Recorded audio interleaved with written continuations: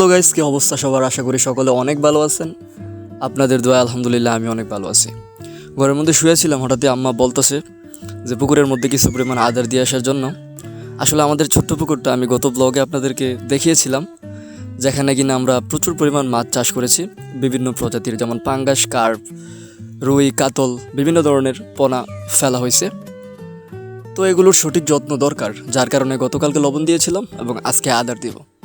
যদিও আদারের পরিমাণটা খুবই কম, একটা বলের মধ্যে করে দিচ্ছি। আসলে আমাদের সেই পরিমাণ অ্যাবিলিটি নাই যে প্রত্যেক দিন 1 বস্তা করে আদার দিব। তাছাড়া এত ছোটো পুকুরের মধ্যে এত বেশি আদারেরও প্রয়োজন নাই। শুধু শুধু টাকা নষ্ট করে তো লাভ নাই।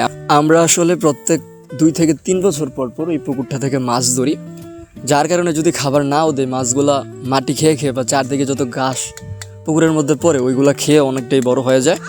এতে করে আমরা অনেক পরিমাণ টাকা বাঁচাতে পারি। তাছাড়া আগে বলেছি যে আমাদের সেই পরিমাণ অ্যাবিলিটি নেই যে প্রত্যেক দিন 1 বস্তা করে খাবার দেব। আসলে এই জায়গাতে আমাদের একজন কাছের লোক আছে, যিনি কিনা আশেপাশের সকল পুকুরগুলোতে মাছ চাষ করে, তার থেকেই এই বস্তাগুলো আনা। বস্তা প্রতি প্রায় 2,000 টাকা করে ওনারা চার্জ করে আর কি।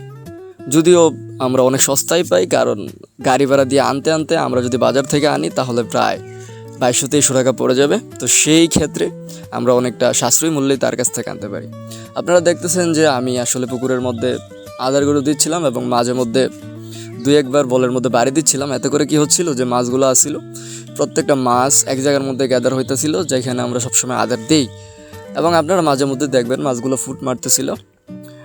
আসলে গাইস, এই যে অনুভূতিটা পুকুরের মধ্যে, নিজস্ব পুকুরের মধ্যে বিশেষ করে আদার দেওয়াটা, এই এক্সপিরিয়েন্সটা আসলে আনএক্সপ্লেনেবল, এক্সপ্লেইন করার মতো না। এটা আসলে একবারে অন্যরকম।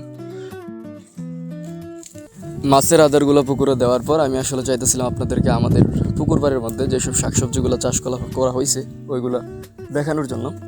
আপনারা দেখতে পেতেছেন যে এই ফুলগুলো আসলে খুবই সুন্দর। এগুলো একটা সবজির ফুল, কিছুদিন পরে এটা থেকে ফল বের হবে, যেটা আমরা পরবর্তীতে সবজি হিসাবে ব্যবহার করব।